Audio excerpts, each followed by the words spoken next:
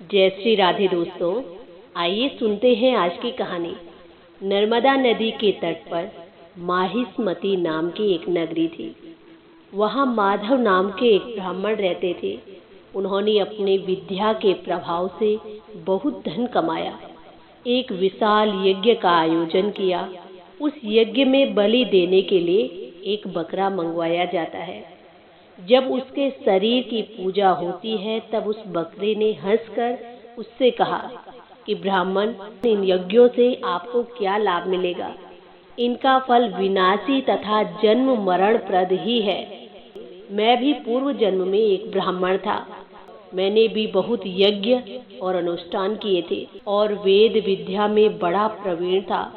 एक दिन मेरी पत्नी ने बाल रोग की शांति के लिए एक बकरे की मुझसे बलि दिलाई। जब चंडिका के मंदिर में वो बकरा मारा जाने लगा तब उसकी माँ ने मुझे श्राप दिया कि ओ पापी, तू मेरे बच्चे का वध करना चाहता है। ऐसे ही तू भी बकरे की योनि में जन्म लेगा और तू भी ऐसे ही मारा जाएगा।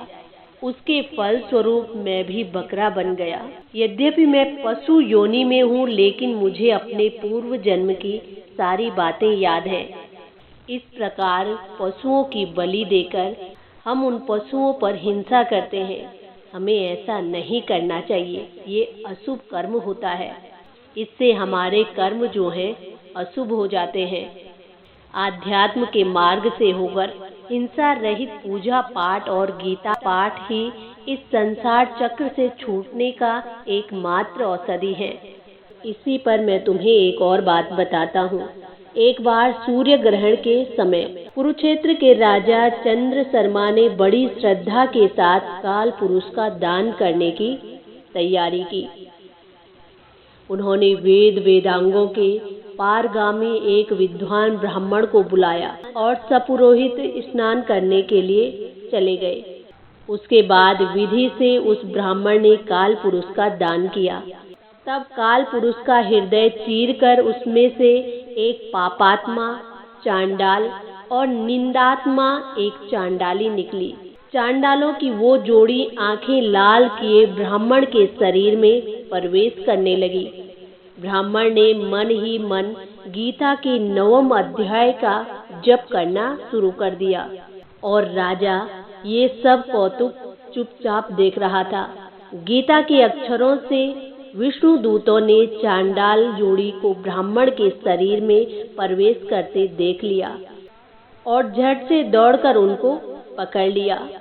इस घटना को देख राजा चकित हो गया और उस राजा ने उस ब्राह्मण के इस रहस्य को पूछा। तब ब्राह्मण ने सारी बात बताई और अब राजा उस ब्राह्मण का शिष्य बन गया और उससे उसने गीता का अध्ययन करने का अभ्यास किया। इस कथा को बकरे के मुंह से सुनकर ब्राह्मण बड़ा प्रभावित हुआ और बकरे को मुक्त कर गीता पारायण हो गया।